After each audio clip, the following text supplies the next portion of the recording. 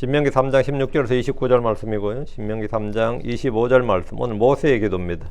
모세의 기도 성경에 여러 번 나오는데 이거는 굉장히 퍼스널한 자기 개인적 기도예요. 뭐 민족을 위한 기도 그런 게 아니고 자기 개인의 소원, 자기가 바라는 거 하나를 구했는데 이제 리젝트가 됐죠.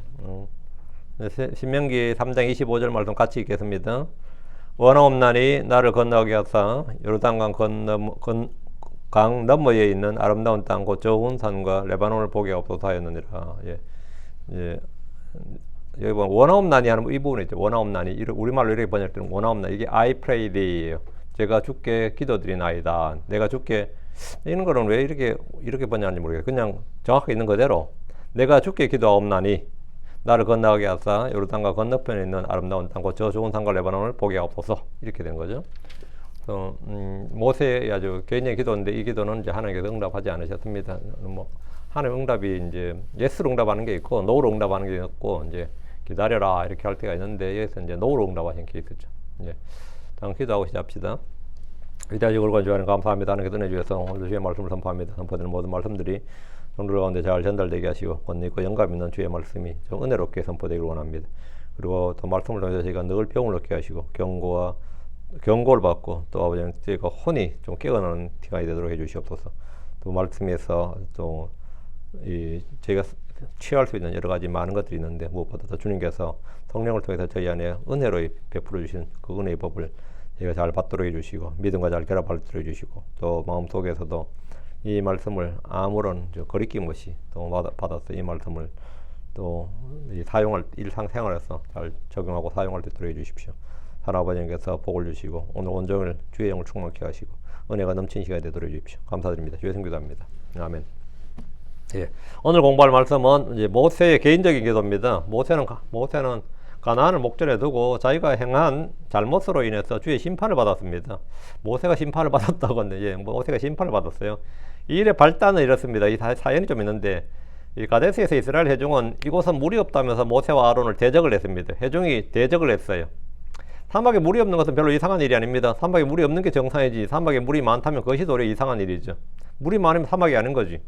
그들은 지금까지 광야를 걸어왔지만 빵과 물의 문제로 줄이거나 죽은 사람이 아무도 없었습니다. 보통 건강한 사람이 사막을 건너려면 4 내지 8리터 정도의 물이 필요합니다. 굉장히 아껴 먹어도 4리터가 필요하고 그냥 먹으려면 8리터가 필요해요. 간혹 사막 횡단을 도전하는 사람들이 가장 필요한 것이 사막 횡단하는 사람들 있죠. 사막 횡단에 도전하는 사람들이 가장 필요한 것이 뭐냐면 물입니다. 그 사람들은 물을 가져가야 돼요. 중남미에서 사막을 통과해서 미국으로 미루고 가는 사람들은 가방에 돈을 넣어서 와야 되는 게 아니고 그들의 지금 이 텍사스로 오든지 캘리포니아도 마찬가지예요. 그 국경 수비대를 눈을 피해서 그 사막을 통과해야 될 때가 있는데 그 사람들은 짐이 다 물입니다. 근데 그걸 모르고 만약 물을 짊어지고 와야 되는데 물을 짊어지지 않고 뭐 생필품 좀 필요한 거 챙겨왔다가는 그건 끝나는 거예요. 그건 죽는 거예요. 무조건 물을 통과해야 되는데 극한의 한계에서는 시간당 약 1리터 정도의 물이 필요합니다. 지속적으로 1리터. 그런데 보통 사막을 통과하는 여기 국경 통과하는 사람들이요. 멕시코에서 미국으로 올 때 한 사람당 성인 어른이 몇 리터 정도의 물을 챙겨야 될 것 같아요. 대중 없지만 기본적으로 24리터를 챙겨요. 24리터는 만만한 무게가 아닙니다. 만만한 무게가 아니에요. 그 개인별로 24리터 정도의 가방에 물을 넣고 메고 오는 거예요. 그게 상당히 운이 좋아야 돼요. 그래서 별로 헤매지 않고 자기들이 코스 딱 정한 대로 착착착 올 경우가 그렇게 하면 살아요.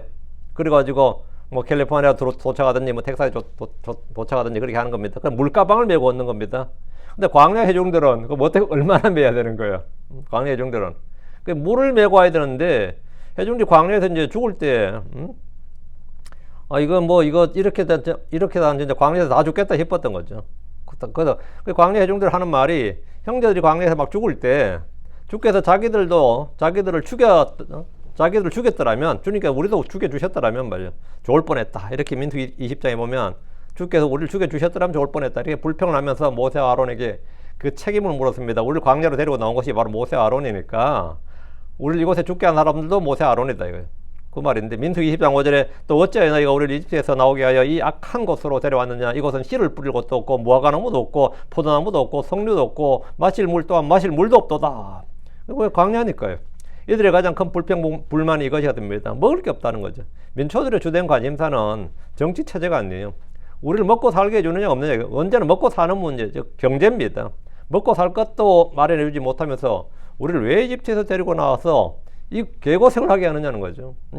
주께서는 이 문제를 간단히 해결을 위해서입니다. 회중들을 모으고 그들의 눈앞에서 반석에게 말하라, 이렇게 반석에게 말하라 이렇게 하셨어요. 그래야 그것이 물을 낼 것이고 그 물을 그들에게 주어서 회중과 그들의 짐승들에게 먹게 하라는 것, 마시게 하라는 겁니다. 그러나 모세는 반석에게 말하지 않고 반석을 두 번이나 자기 지팡이로 내리쳤어요. 이 과정에서 모세는 민수기 20장 10절에 너희 반역자들아 이제 들으라, 우리가 너희를 위하여 이 반석에서 물을 내야만 하랴, 이러면서 이제 막 모세가 지상에서 짐에서 가장 온유한 사람이라 평판받은 사람인데 온유인지 뭔지 그런 건 없는 거죠. 이것은 완전히 성질이 날대로 난 거죠. 너희 반역자들아 이제 들으라, 우리가 너희를 위하여 이 반석에서 물을 내야만 하랴 이랬는데, 물을 내신 분은 하나님입니다. 모세가 물 내는 거 아니에요. 하나님 물을 내시는데 이 일로 모세와 아론은 가나안 땅에 들어가지 못하게 되었습니다. 주님 이 일로 인해 모세와 아론에게 말씀하시기를 민수기 20장 12절에 너희가 나를 믿지 아니하고 이 말은 반석에게 말하라, say, 말하라 그랬는데 내리쳤단 말이죠. 그 내리친 거 너희가 날 믿지 아니하고 이스라엘 자손들의 눈에서 날 거리기 구별하지 아니하였은즉 그러므로 너희는 이 회중을 내가 그들의 준 땅으로 데리고 들어가지 못하리라. 그래서 가나안 땅, 요즘 말로 하면 입국 금지가 된 거죠. 가나안 땅에 아직 이 국경선에서 그냥 거기서 제질당한 거죠. 못 들어가죠. 모세가 들어갈 방법은 뭐죠? 미리 끄고 가는 거예요. 들어가고 싶으면 그 외에는 들어가지 못한다고. 모세는 이 일로 주의 심판을 받았으니 가나안 땅에 들어가지도 못하고 이곳에서 죽게 되었습니다. 미리암, 아론, 모세는 모두 가나안 땅에 들어가지 못했습니다. 이 일로 모세는 주께 간절히 기도했지만 주의 응답은 노였습니다. 자, 본문입니다. 16절. 그리고 르우벤 족속과 갓 족속에는 내가 길르앗에서부터 아르논강까지 골짜기 절반 곧 암몬 자손들의 경계 약복강까지 주었더라. 자, 동쪽 편에 이제 암몬 자손들의 땅을, 암몬 족속의 땅을 빼앗았잖아요. 그게 이제 바산왕 옥하고 밑에 시혼의 땅을 빼앗았으니까 그 땅을 지금 밑에는 르우벤, 다음에 고위가 중간이 갓 지파, 제일 위가 므낫세 지파, 이렇게 땅을 나눠지는데 그 땅을 이제 경계를 말하는 거죠. 요르단 동편에 아모리 족속의 두 왕을 멸하고 빼앗은 땅에 대한 분배입니다. 동편에 이렇게 분배가 됐어요.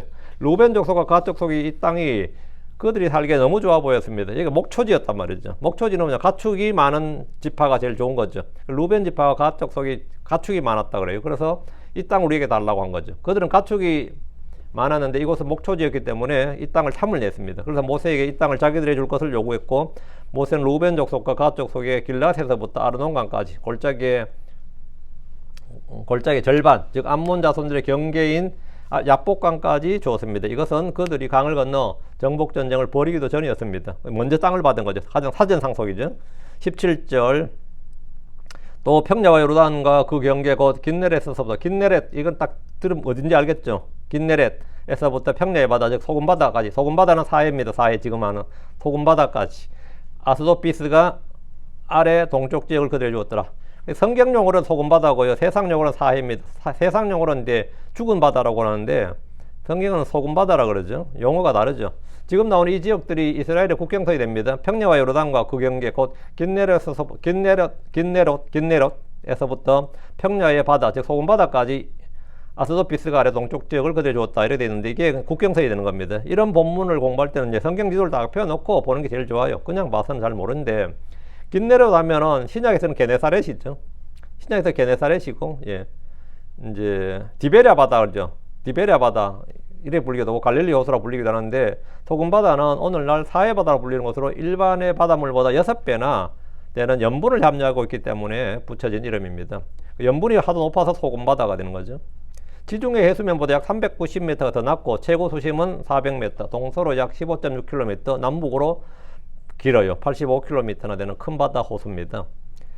아스도비스가는 비스가 산의 구릉이 시작되는 산기슭입니다. 비스가 산의 정상이 느보라 불렸고 모세가 죽은 곳이 이곳으로 추정됩니다. 이 지역은 여호수아의 지휘 아래 가나안 정복전쟁이 시작되기 전에 루벤과 갓에게 상속되었다, 이 말입니다. 자, 18절. 18절. 그리고 그때 내가 너희에게 명령하여 말하기를 주 너희 하나님께서 이 땅을 너희에게 소유하게 주셨으니 너희는 너희 형제들인 이스라엘 자손들보다 앞서 무장하고 건너갈지니라. 전쟁에 적합한 모든 자들이니라. 근데 그때 모세가 이제 명령을 내린 거예요. 루벤 자손하고 갓 족속이 먼저 땅을 받았으니까 너희에게 뭘 받았으면 뭐라고? 원래 땅을 받는 상속이란 것은 행위에 대한 보상이죠. 근데 먼저 받았단 말이죠. 이거 문제가 터지죠. 아무것도 안 했는데 받았으니까. 물론 뭐 동쪽 편 이 바사랑 옥치고 할 때는 다 한 거지 루벤 자손이 친 게 아니잖아요. 그러니까 근데 너희가 먼저 받았으니까 책임이 있다 이거. 너희가 뭐 해야 될 책임이 있다 이거. 상속분에 대한 책임을 져야 되는데 뭐냐면 요르단강을 건널 때 너희가 선발대가 돼야 된다는 거예요. 최전방에 서야 된다는 거죠. 한마디로. 그러니까 모세는 루벤과 갓 자손이 요르단 동편 아모리 족속의 땅을 상속해주면서 조건을 달고 명령을 내렸는데 주 너희 하나님께서 이 땅을 너희에게 소유하게 주셨으니 그 요르단 동편 아모리 족속 땅을 주셨으니까 너희는 너희 형제들은 이스라엘 자손들보다 앞서 무장하고 건너갈지니라. 이 말이죠. 선발대로 가라 말이야. 앞서 무장하고 가라. 이들은 가나안 정복전을 할 때 선봉에 서야 된다는 겁니다. 전쟁이 벌어지면 누가 맨 앞에 서는가의 문제가 늘 발생합니다. 누가 맨 앞에 설 것인가, 어느 부대가 맨 앞에 설 것인가, 이게 제일 중요하죠. 최전선에 서는 부대는 적이 강할 때는 가장 먼저 죽을 수 있습니다. 그러니까 적이 어느 정도 강한지도 봐야 되고, 강하면 몰살을 각오해야 되는 겁니다. 초전에. 적이 약할 때는 승리의 전공을 차지하기 위해서 부대들이 서로 자기들 선봉에 서려고 그래요. 적이 약하다 싶으면 자기가 이 노량물 취하고 하여튼 전쟁 공로를 세우기 위해서 서로 막 선봉에 서려 하지만 적의 군대가 강하고 많을 때는 선봉에 서는 것을 매우 꺼립니다. 임진왜란 때 일본군의 선봉에 섰던 부대가 상륙했는데 여러분 여러분 하도 한국 드라마를 많이 보신 분은 잘 알 겁니다. 소서행장이라고 고니시 유키나카라는 사람이 선봉에 섰는데 그 사람이 토요토미 히데요시의 가장 큰 정적이었어요. 토요토미 히데요시는 이놈을 날려버리려고 일차게 세운 겁니다. 부산에 와서 그래 싸우다 보면 절반은 죽겠지. 이기더라도 선봉에 선 부대가 절반은 죽겠지. 예, 그런 뭐죠? 그 세력이 나중에 전쟁 끝나고 돌아왔을 때도 세력이 확 약해지니까 그래서 이 소수행장을 제일 먼저 내보내고 다음에 요시토시라는 부대를 2차게 내보냈어요. 그리고 자기가 제일 신뢰하는 부대는 제일 후방에 제일 뒤늦게 출전을 시키는 거예요. 그 앞에 먼저 보낸 부대들이 막 죽고 다치고 막 많이 상하면 제일 뒤에 오는 부대는 무사하게 뭡니까? 딱 점령하면서 노량물 취할 수 있는 거죠. 이런 식의 보통 이 배치를 합니다. 제일 선봉에 선다는 것은 상당히 위험한 거죠. 이들이 선봉에 서서 이기면 좋고 지면 맨 먼저 죽으란 뜻입니다. 가나안 정복전쟁 때 12지파 중에 어느 지파가 어느 부대가 맨 앞에 설 것인지는 제비뽑기로 결정할 문제가 아니었습니다. 모세가 선봉부대를 딱 지정해 버렸습니다. 요르단강을 건넌 일에서부터 루벤과 갓 지파가 앞장을 서고 다른 지파들이 그 뒤를 따르도록 했습니다. 먼저 상속을 받았기 때문에 그에 걸맞는 책임을 지고 일을 하라는 겁니다. 곧 전쟁에 적합한 모든 자들이 아니라 20세에서도 60세까지 출전하라 이거예요. 남자들이. 모세의 명령은 징병 대상의 남자들에게만 해당됩니다. 20세 이상의 남자들로 전쟁에 적합한 모든 자들은 참여하고 나머지는 강을 건너지 않고 이 땅에 그냥 머물면 되는 겁니다. 정복한 땅을 비워두고 모두 강을 건너서 서쪽으로 갈 필요는 없습니다. 19절 그러나 너희 아내들과 너희 어린 것들과 너희 가축들은 이는 너희에게 가축이 많은 줄 내가 알기 때문이라. 내가 너희에게 준 너희 도시들에 머물지니. 루벤과 갓 지파의 아내들과 어린 것들, 가축들은 이 땅에 머물겠습니다. 병사들만, 전쟁에 싸울 수 있는 병사들만 건너가는 거죠. 바사는 특히 목초지로 유명했는데 그들은 가축들이 많았기 때문에 이곳에서 전쟁에 참여하지 않는 자들은 그냥 목축을 담당하는 겁니다. 가나안 정복전쟁은 무려 7년이나 걸렸기 때문에 그동안 아이들과 여자들, 노인들이 이곳에서 가축을 지고 농사를 지어야 되고 전쟁 7년이 적은 횟수예요. 7년 전쟁이면 상당히 긴 했습니다. 임진왜란이 7년이었고요. 6.25는 3년이었죠. 7년을 전쟁을 해야 된 지금부터. 그것도 백병전과 다르면 그런 전쟁을 하는 겁니다. 그러면 떠났던 남편이 몇 명 돌아올지, 떠났던 아버지가 몇 돌아올지 모르죠. 남은 자들은 7년 지나면 7년은 확 해서 세월 변할 시간이죠. 20절입니다. 주께서 너희 형제들에도 너희에게 하신 것 같이 안식을 주실 때까지 그들도 요르단 저편에서 주 너희 하나님께서 그들이 주신 땅을 소유하게 될 때까지 그리하라. 그리고 나서 너희는 각 사람마다 내가 너희에게 준 너희의 소유로 돌아갈지니라. 다 싸우고 나머지 지파들이 다 땅을 얻을 때, 안식할 때까지, 안식을 주실 때까지, 이 말은 뭐냐면 그들이 거할 수 있는 땅을 주실 때까지 이 말이에요.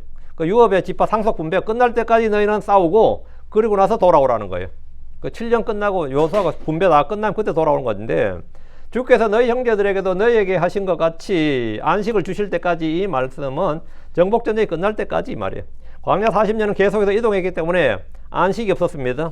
그 텐트 치고 장막 치고 또 머물렀다 이동하고, 장막 치고 머물렀다 이동하면 이게 안식이 없다고 하는 거고, 내가 어느 지역에 집을 딱 짓고 살면 그걸 그건 이제 내가 그곳에 머물잖아요. 이동할 필요가 없는 거잖아요. 그게 이제 안식이라 그러는 거예요. 안식. 광야 40년은 안식이 없었던 시간이고, 안식이란 것은 어느 곳에 정착해서 뿌리를 내린 겁니다. 이집트에서 나온 이후로 그들은 안식할 처소가 없었습니다.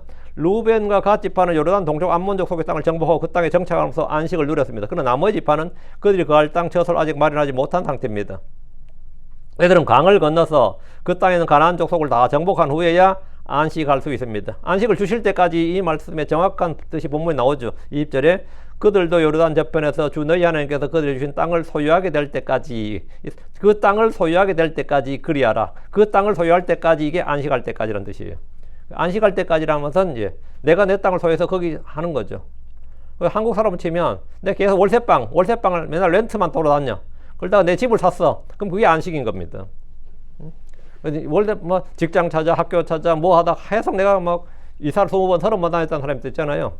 그럼 내가 30년 동안 이사를 뭐 40번 더 다녀, 50번 더 다녀, 사람은 30년간 내가 안식이 없었던 겁니다. 조금 머물다 옮기고, 조금 머물다 옮기고, 안식이 없는 거고, 그러다가 내가 드디어 어느 쪽에 나 이제 여기서 살다 죽는다, 이렇게 자기 집을 샀었다 하면 이제 그게 안식이 있는 건데, 뭐 좀 뭐 집도 사서 또 팔고 또 하고 하니까 이제 투자용이 되니까 좀 뭐 그런 개념도 아니겠지만, 뭐 그렇게 되는 거예요. 예. 안식이란 것이 어느 곳에 정착해서 뿌리를 내린 것이 안식입니다. 이집트에서 나온 이후로 이스라엘은 안식할 처소가 없었습니다. 그들이 어디에 머물겠어요? 안식할 처소가 없는 거죠. 루벤과 갓 지파는 요르단 동쪽 암몬족 소의 땅을 정복하고 그 땅에 정착함으로써 이제 안식을 누렸고, 나머지 지파는 아직까지 7년 동안이나, 루벤 지파와 갓 지파는 그 7년 먼저 안식을 누린 거죠. 물론 뭐 남자들은 지금 군역을 진 사람들 7년간 전쟁을 했겠지만, 나머지는 7년간 평안하게 안식을 누렸다면 그 땅에서 이동도 안 하고 그 땅에서 그냥 양치고 농사 짓고 하면서 안식을 누린 거 맞죠. 안식을 누렸다면 그들도 이제 동쪽에서 안식을 누려야죠. 이제 서쪽으로 진역해서 그 안식을 주실 때까지란 말씀에 정확한 의미가 있다 이건데, 하나님이 주신 땅을 소유하는 것을 안식이라고 합니다. 하나님이 주신 처소에 거하는 것, 그게 안식이에요. 더 이상 이곳저곳을 옮겨 다니지 않는 것이 안식입니다. 그럼 크리스천들이 안식은 뭘 같아요? 우리는 뭘 찾아서, 진리를 찾아서, 아니 뭘 찾아서 굉장히 방언합니다. 어떤 사람들은 그렇게 철학서적 읽고 이념서적 읽고 뭐 취미도 마음도 여기 두고 저기 두고 별거 다 해요. 평안 얻으려고, 뭐 뭘 얻으려고. 그런데 다 필요 없고 그냥 예수 그리스도에게 내가 마음이 딱, 내가 뿌리가 딱 내려지면 그게 안식인 겁니다. 그게 성도들의 혼의 안식이에요. 저도 예수를 제대로 알기 전까지는 진짜 뭐 불교 서적도 읽고 철학 서적도 읽고 뭐 별것 다 읽어봤지. 뭐 별의별 잡서를 다 읽어봐요. 다 읽어봐. 응? 그게 뭐 교회 아니고 그게 상식이고 그게 지식인 줄 알고 별의별 책을 읽고 하면서 개똥 철학을 늘어놓다가 예수를 또 만났네. 그러다 보니 이제는 뭐 철학 서적 읽을 일이 하나도 없어요. 관심도 없어. 지금 관심 자체도 없고, 어느 종교 어느 가도 기웃거릴 일도 없어요. 어느 종교에도 기웃거릴 일도 없고, 내 혼이 어디로 방황할 일이 1도 없어. 응? 어느 점쟁이 말도 필요 없고, 무당 말도 필요 없고, 뭐 무슨 이야기도 아무서 어떤 전문가들의 의견에도 마음 흔들릴 일이 뭐야? 1도 없어. 왜 그렇죠? 성경이란 절대 진리 내가 딱 뿌리를 내리니까 막 기후 변화가 어떻고 행복이 어떻고 뭐 해도 그런 거 내가 신경 쓰겠어요, 안 쓰겠어요? 그래 다 거짓말이야. 뭐 해성이 와서 충돌한다. 그래 충돌 안 해. 나 100% 충돌 안 해 그러거든요. 핵무기 터져서 어쩌고 그런 거 없어. 기후 변화로 해서 지구가 빙하가 돋고 그런 거 없어. 그런 데 대해서 마음이 1도 요동하거나 흔들릴 일이, 불안해할 일이 있어요, 없어요? 크리스천이라면 없습니다. 왜? 크리스천이 있을 수가 없지. 우리 미래를 다 아는데, 우리는 이 땅이 어떻게 될지, 이 세상이 어떻게 될지 우리 다 아는데 뭐가 뭐 헛소리가. 그럼 우리는 전문가들의 의견에 1도 흔들릴 일이 없어요. 소위 말하는 전문가들이라는 사람들이 다 거짓말쟁이들입니다. 성경이 거짓된 과학이라잖아요. 거짓된 과학. 과학이라 불리는 거짓된 것들, 헛된 속임수, 철학, 이게 전부 다 아무것도 아닌다 말이에요. 예수 믿는 사람들은 예수 안에 딱 마음이 딱 정착이, 그걸 맞아 혼의 안식을 얻으리라 합니다. 진짜 우리는 혼의 안식을 얻은 사람들이죠. 뭐 못 얻은 사람도 이 자리에 있을지 모르겠지만 저는 혼의 안식을 얻었어요.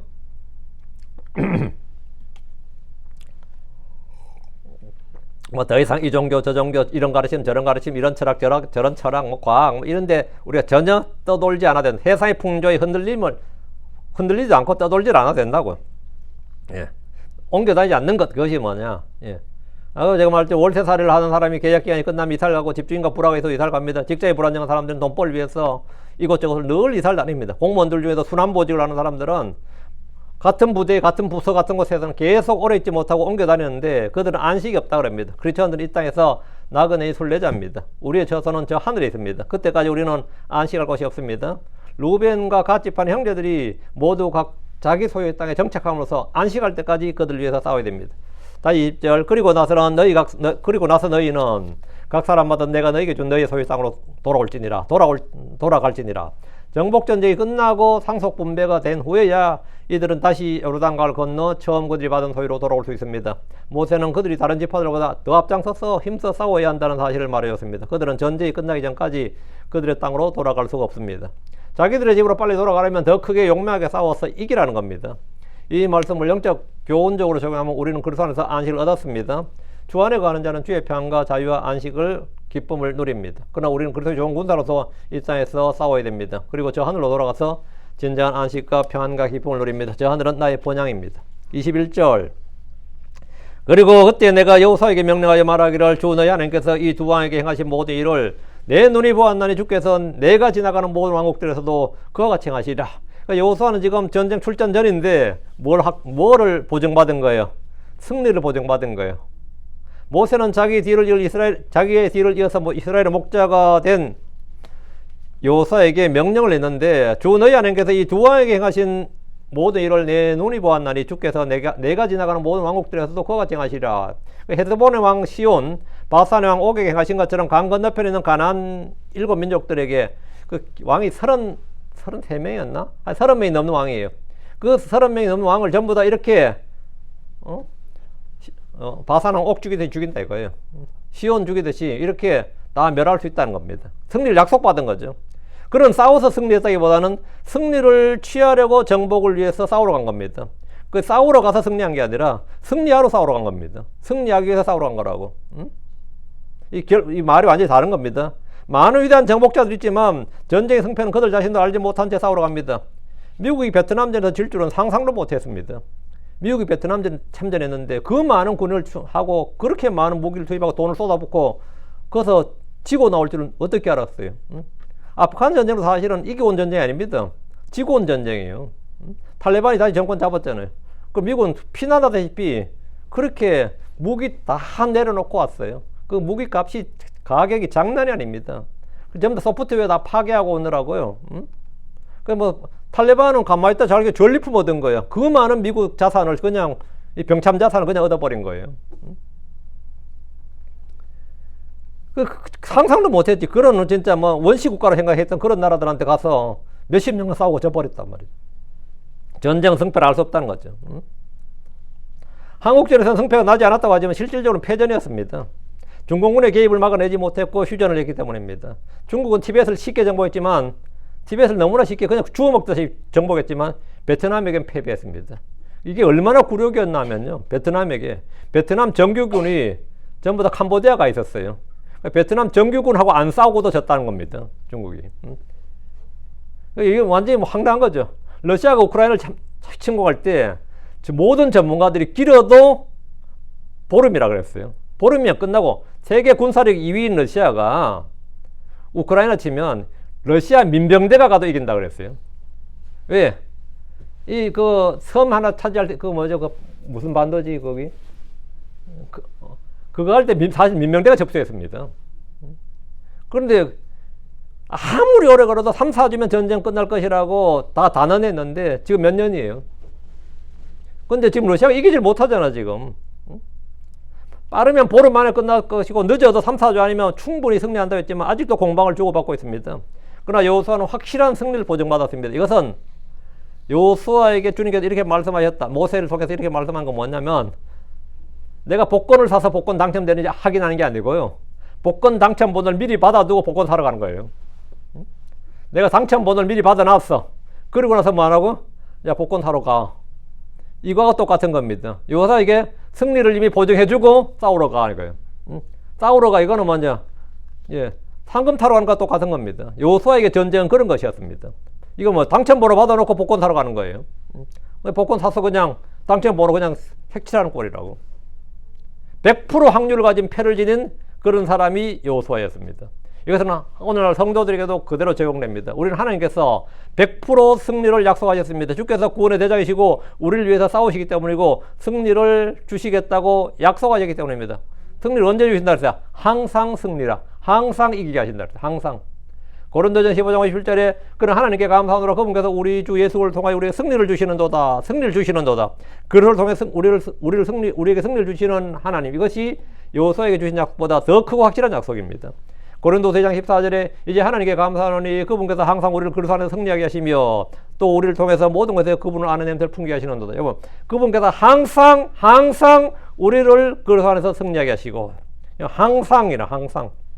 하나님의 전신갑주를 입고 성령의 검을 잡고 전쟁터로 나가십시오. 싸우러 가는 것이 아니라 이기러 가는 전쟁입니다. 싸우러 가는 게 아니에요. 이기러 가는 전쟁입니다. 이기러 간다는 말은 뭐죠? 내가 죽지 않는다는 뜻입니다. 뭐 죽어버리면 그게 어디 이기는 전쟁이에요. 우리는 싸우러 가는 전쟁이 아니라 그렇지 않은 이기러 가는 전쟁이다. 그러니까 여호수아의 전쟁이 바로 그런 전쟁이었다 이거야. 우리는 손으로 악을 이깁니다. 빛으로 어둠을 이깁니다. 성령으로 육신을 이깁니다. 믿음으로 세상을 이깁니다. 성령의 검으로 마귀를 대적해서 마귀를 이깁니다. 우리는 예수님의 피와 증언으로 죄를 이깁니다. 우리는 이기는 자들인 것은, 우리가 이기는 자들인 것은 주께서 우리 함께 계시고 우리를 위해 싸우시기 때문이고 승리를 주시기 때문입니다. 22절. 너희는 그들을 두려워하지 말라. 이는 주 너희 하나님 그분께서 너희를 위하여 싸우실 것이기 때문이라. 모세는 요르단 동편에서 아모리 족속의 두 왕을 죽이고 그들의 백성을 진멸하고 그것의 모든 도시들을 정복했습니다. 이제 더 이상 그들에게 모세는 없습니다. 모세는 이곳에서 죽고 강 건너편에 있는 가나안 족속들은 여호수아의 지휘 아래 싸워야 됩니다. 너희는 그들을 두려워하지 말라. 일단 가나안의 7민족은 한 민족이 전부 다 이스라엘보다 크고 강한 민족이었습니다. 그 말은 뭐냐면 이스라엘보다 7배 이상 강한 민족이었다 이 말이에요. 그리고 거기에는 거인들이 있었습니다. 철병거도 있었고 크고 높은 성벽들이 있었습니다. 그래도 모세는 너희는 그들을 두려워하지 말라 하면서 그들의 마음을 강하게 했습니다. 모세가 아무 근거도 없이 승리를 예측하고 독려하는 것이 아닙니다. 확실한 승리의 근거. 여호수아가 100% 승리한다. 100% 승리한다. 무조건 이긴다. 이 승리의 근거가 있습니다. 그게 바로 뭐냐? 이는 주 너희 하나님 그분께서 너희를 위하여 싸우실 것이기 때문이라. 이게 승리의 보증이에요. 보증수표예요. 이스라엘이 소유한 최대 군사력, 가장 큰 무기체계, 그들의 위대한 작전은 그들 가운데 계신 하나님이었습니다. 주 하나님께서 이스라엘을 위해 싸우지 않으시면 그들은 절대 가나안 족속들을 이길 수 없습니다. 우리는 이런 사건을 통해서 배울 것들이 있습니다. 하나님께서 우리를 위해 싸우시면 누구든 무엇이든 이길 수 있다는 사실입니다. 야고보 4장 1절에 그러므로 너희 자신을 하나님께 복종하라 마귀를 대적하라 그리하면 그가 너희로부터 도망하리라. 우리는 절대 1대1로 마귀를 대적해서 이길 수 없습니다. 그러나 주님과 함께 싸우면 아무리 적은 자, 약한 자라도 마귀를 쉽게 이길 수 있습니다. 우리는 하나님과 동맹이다 말이죠. 하나님과 동맹이다. 로마서 8장 1절 그런즉 이 일들에 대하여 우리가 무슨 말을 하리요? 만 하나님께서 우리를 위하시면 누가 우리를 대적하리요?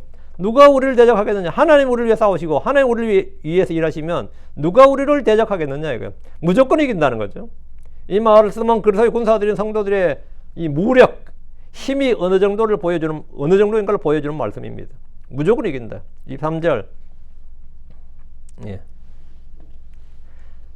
그리고 그때 내가 주께 간청하여 말하기를 모세는 회중들과 여호수아에게 간청하여 말하기를 했는데 모세는 회중들과 여호수아에게 주의 말씀을 전한 후에 주께 간청하여 말했습니다. 이건 뭐 했다는 말이냐? 예. 기도했다는 말이죠. 간청, 이게 이제 간청해서 말한다. 이게 간구예요. 한국말로 간구. 모세의 개인적인 기도입니다. 모세가 이런 개인적인 기도를 한 예가 몇 번 있는데 주님은 모세의 기도에 100% 응답하셨느냐? 모세가 개인적으로 한 기도는 주님께서 100% 응답하셨느냐? 어떤 걸 응답하시고 어떤 걸 안 했으세요? 첫째는 이제 모세가 홀로 약물을 감당하는 일에 지쳤다. 내가 이 약물을 감당하기 너무 지쳤다. 이렇게 막 불평하는 그런 걸 했죠. 주님 앞에. 그래서 주님과 그때는 오케이 하고 나서 바로 70명에게 주의 영을 부어주셔서 모세 홀로 짐을 감당하지 않도록 바로 응답을 해주셨어요. 그리고 모세가 다음에 한 기도가 뭐냐면 자기를 죽여달라는 거였습니다. 내가 주의 눈에 호의를 입었다면 나를 죽여달라. 이렇게 기도했는데 그건 주님께서 노로 응답하셨지. 진짜 죽여줬으면 그때 죽었겠죠. 뭐 그렇게 죽고 싶으면 내가 죽여주마. 그랬으면 이제 죽었겠지만 노을응답하여서 그때 안 죽었죠. 그리고 또 개인적인 기도가 뭐냐, 주의 얼굴을 보여달라는 기도를 했어요. 주의 얼굴 한번 보고 싶다고 주님께서 그 기도를 했는데, 주님께서 모세가 지금 상태에서 주의 얼굴을 보면 모세가 죽고 살 수 없기 때문에 내가 그 바위에 접고, 반석 사이에 바위 사이에 접고 이제 내가 지나갈 테니까 뒤만 보라.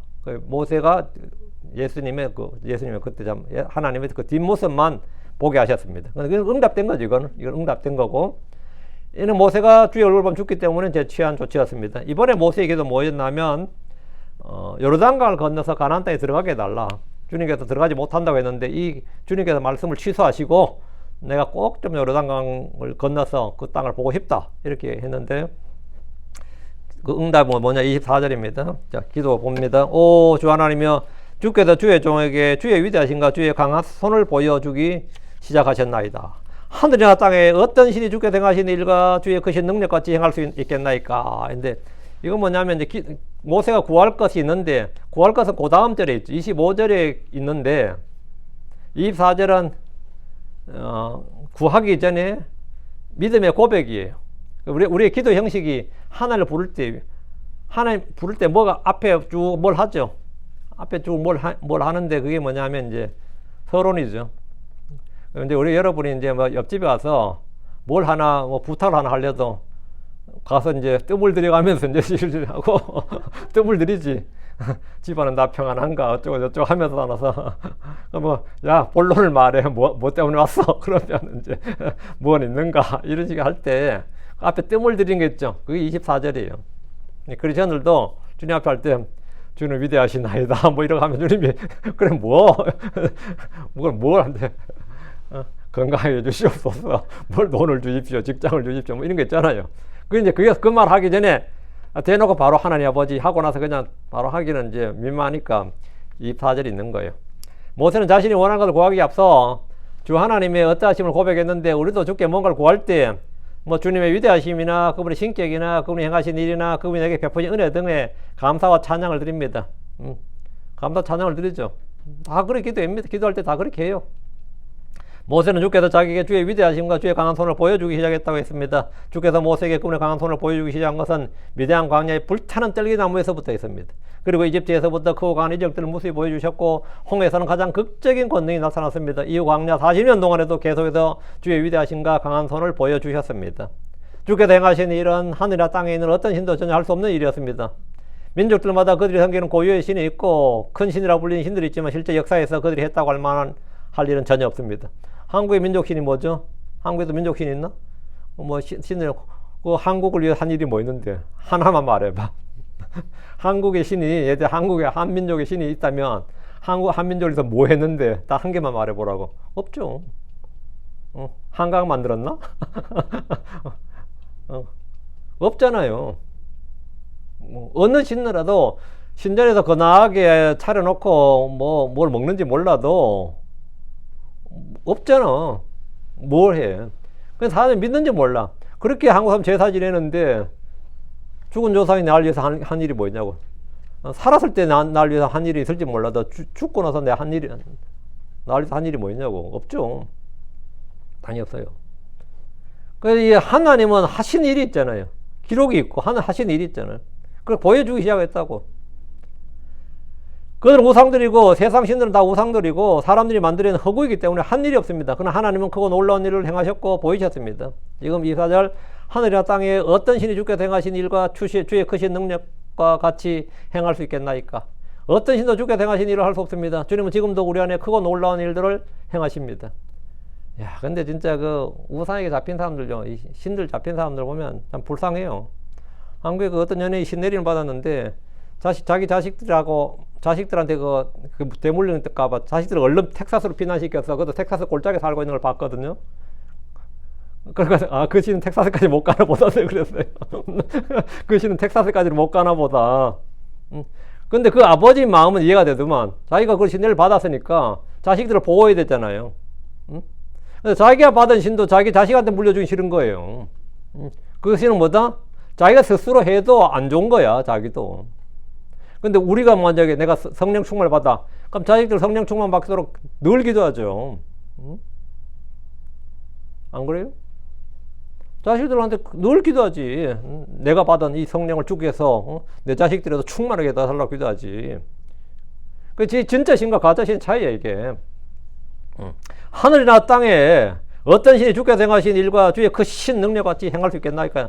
어떤 신도 주께서 행하신 일을 할 수 없어요.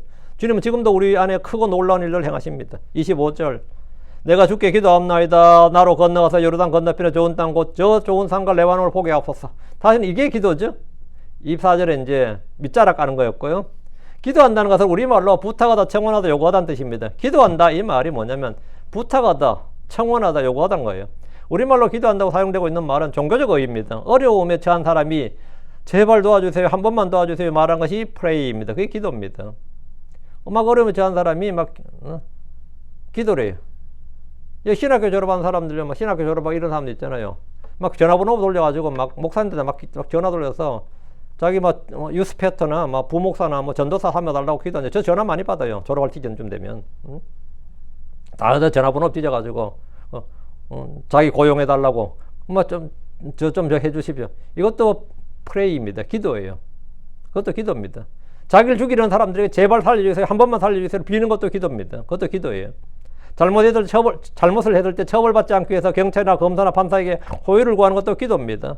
돈을 빌려달라고 구걸하는 것도 그 거지들도 다 기도하는 겁니다.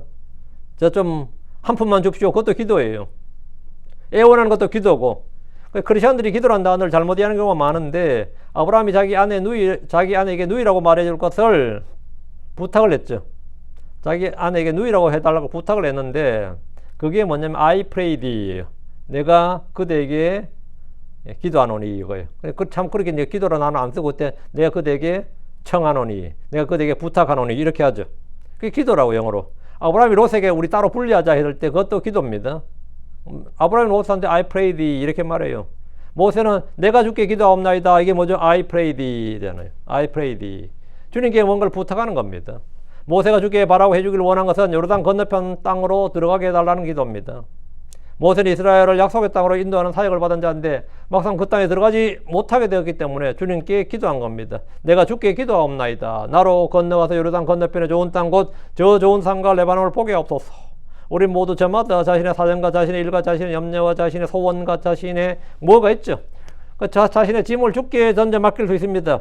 주님은 구하라 그러면 그것이 너에게 주어질 것이요, 찾으라 그러면 너희가 찾을 것이요, 두드리라 그러면 그것이 너에게 열릴 것이니라 합니다. 구하라 그러면 그것이 너에게 주어질 것이다. 또 말씀하시기를 만일 너희가 내 안에 가고 내 말들이 너희 안에 가면 너희가 원하는 것을 구하라 그러면 그것이 너에게 이루어지리라.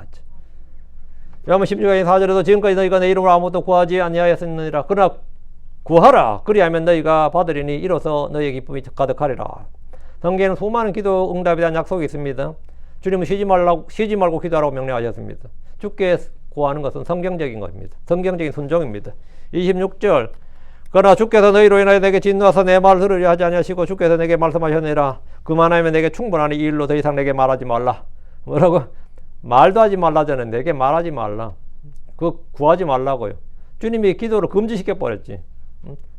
자꾸 달라고 하지 말라, 구하지 말라는 거예요. 모세의 기도에 대한 주님의 응답은 노였습니다. 노로 응답되는 기도는 우리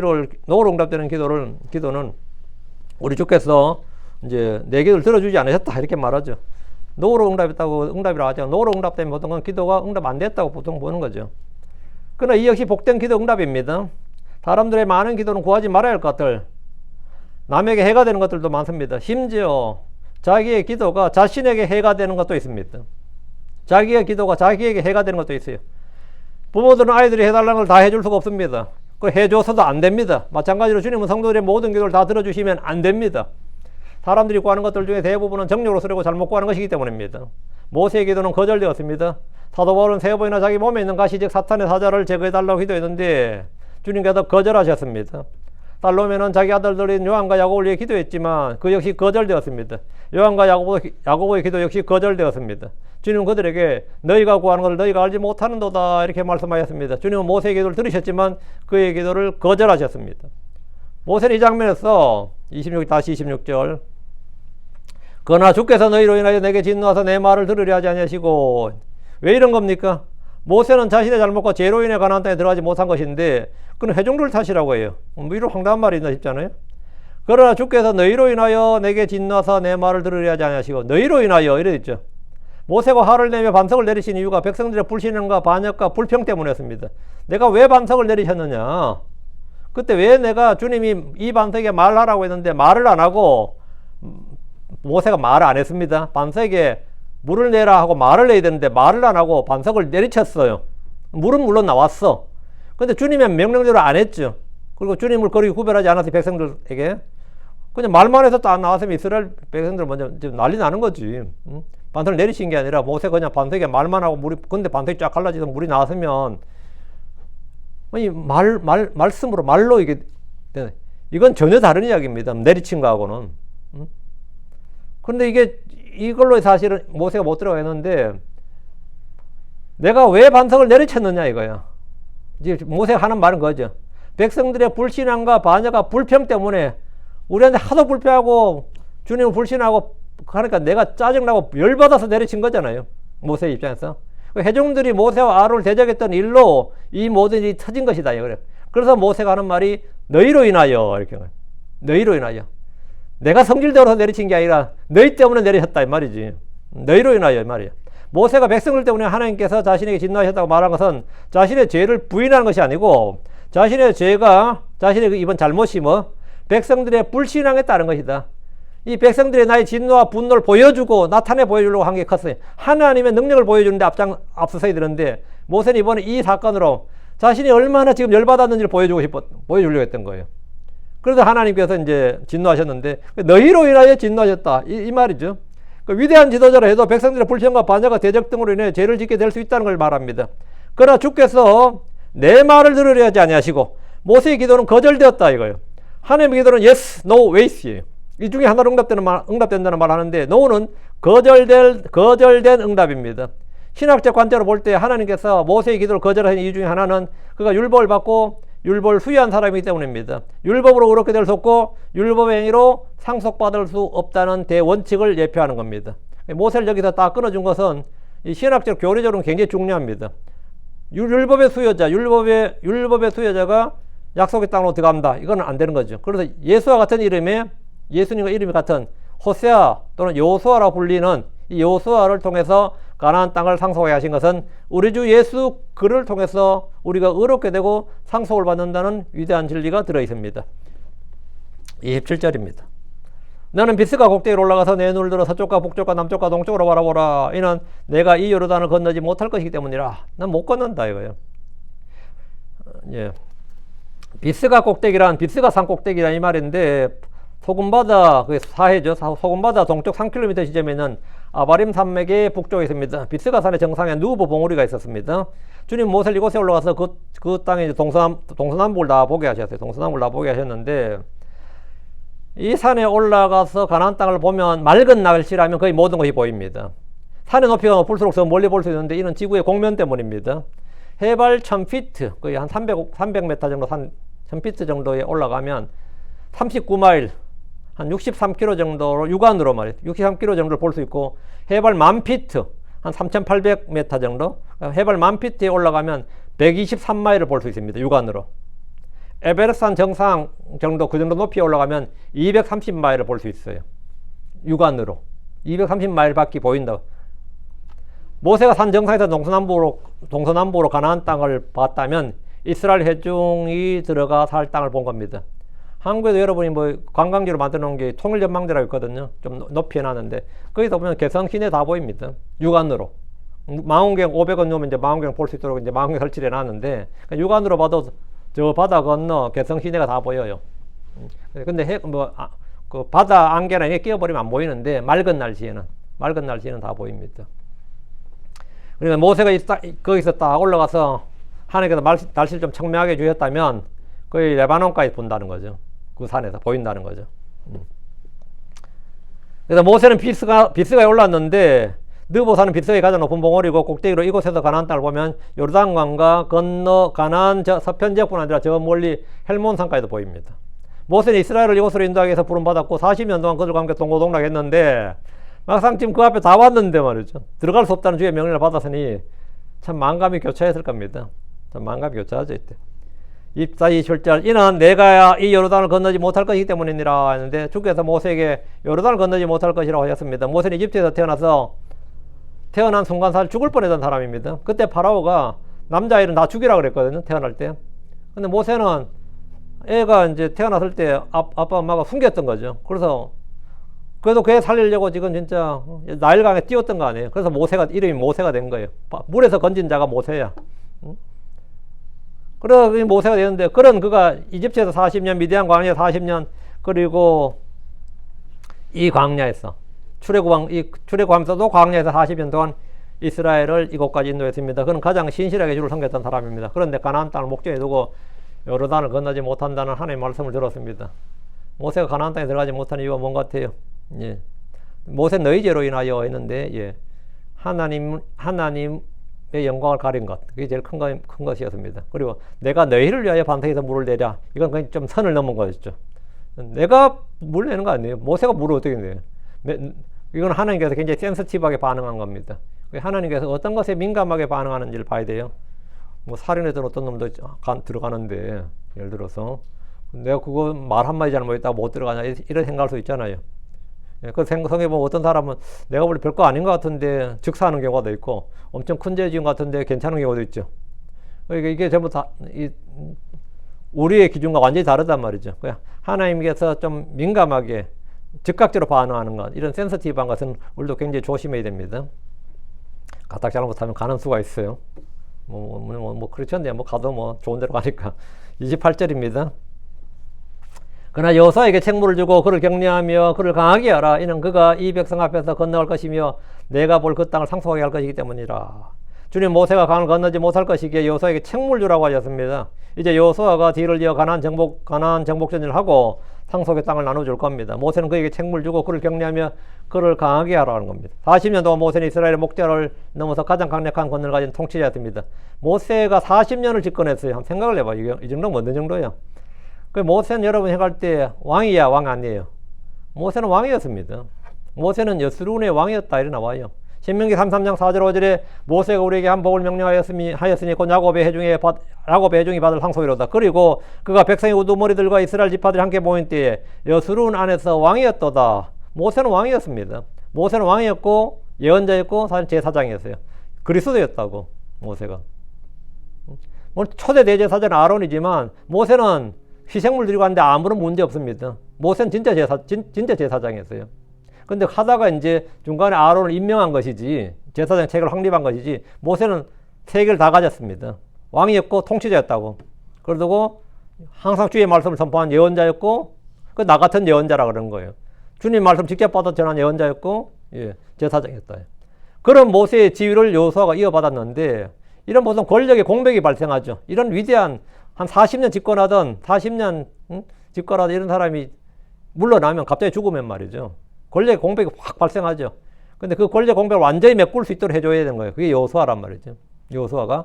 모세는 여호수아에게 기름을 붓고 그를 온 회중을 위해 세워야 되고, 온 회중이 이제부터는 그를 모세처럼 인정하고 따르고 하나님 사람으로 따르고 그의 말에 복종할 수 있도록 권위를 위임해야 됩니다. 이게 제일 중요한 겁니다. 권위를 위임한다. 권위를 위임해야 돼요. 28절 이는 그가 이 백성 앞에서 건너갈 것이며 내가 볼 그 땅을 상속하게 할 것이기 때문이라. 주님은 모세가 아니라 여호수아가 이 백성 앞에서 건너갈 것이고 모세가 볼 그 땅을 상속하게 할 것이라고 했습니다. 모세가 간절히 원했지만 그 일은 그에게 맡겨진 것이 아니라 여호수아에게 맡겨졌습니다. 29절 그리하여 우리가 벳보올 맞은편 골짜기에 가했더라. 벳보올 이 벳 있죠. 우리가 벳세바도 있고 베들레헴도 있고 이 벳은 이게 집이란 하우스란 뜻이에요. 그래서 벳모스도 있고 벳이 많죠. 성경에 많이 나오죠. 집이라는데 벳보올이라 그러니까 뜻이 뭐냐면 부올의 집이죠. 부올의 집이라는 뜻입니다. 모압인들의 신 바알볼이죠. 바알볼. 그 바알볼의 산당이 있던 모압의 평지 도시가 벳보올입니다. 벳보올 맞은편 골짜기는 모세가 백성들에게 고별 설교를 한 것이고 주거 장사된 곳입니다. 이곳은 로벤 지파에게 나중에 주어진 땅입니다. 오늘 여기까지 3장 29절까지 하고 다음 시간에 계속해서 하도록 하겠습니다. 기도합시다. 이다지 거룩한 주 하나님 감사합니다. 하나님께서 은혜 주셔서 오늘 주의 말씀을 선포했는데 선포된 모든 말씀들이 성도들 가운데 잘 전달되게 하시고 듣는 모든 분들도 또 하나님의 말씀에서 은혜를 늘 받도록 해주시옵소서. 주님께서 주시는 풍성한 복을 받아 누리게 하시고 늘 주의 빛을 저에게 비추어 주시옵소서. 저희가 어둠 가운데 거하지 않게 하시고 아버지 하나님 또 말씀을 따라서 새 힘을 얻고 또 마음이 날마다 새롭게 되도록 해주시고 속사람도 새롭게 되게 해주시고 또 영도 새롭게 되게 해주시고 또 주 안에서 참 저희가 힘있게 또 권리게 살아갈 수 있도록 복을 주시옵소서. 전능의 주 하나님 무엇보다도 저희가 생각에서부터 모든 행실에 이르기까지 주님을 기쁘시게 하는 자라는 증거를 얻도록 해주시길 간구하고 믿음의 삶을 살 수 있도록 도와주시옵소서. 아버지 하나님 저희가 기도할 때 우리 주 예수 그리스도의 이름으로 기도하고 또 주의 뜻 가운데 기도할 수 있도록 하시고 저희가 구하는 모든 것들이 주님 앞에 연납될 수 있도록 또 저희가 거절된 기도 또 기다려야 되는 모든 것에도 인내로 기다리게 하시고 아버지 하나님 주님께서 저에게 두신 뜻이 무엇인지 저희가 무지한 자가 되지 않고 어리석은 자가 되지 않고 주의 뜻을 깨달아 알 수 있게 해주십시오. 감사드립니다. 주의 성기도합니다. 아멘.